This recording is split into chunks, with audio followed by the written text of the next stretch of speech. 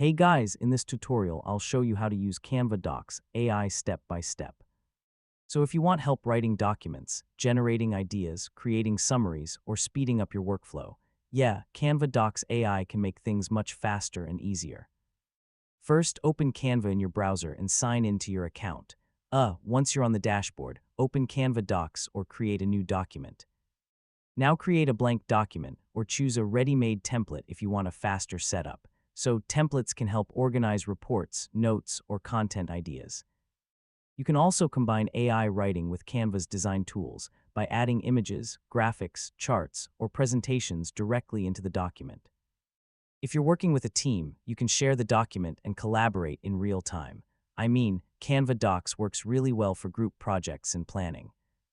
Once your document is finished, you can export it as a PDF, convert it into a presentation, or share it online.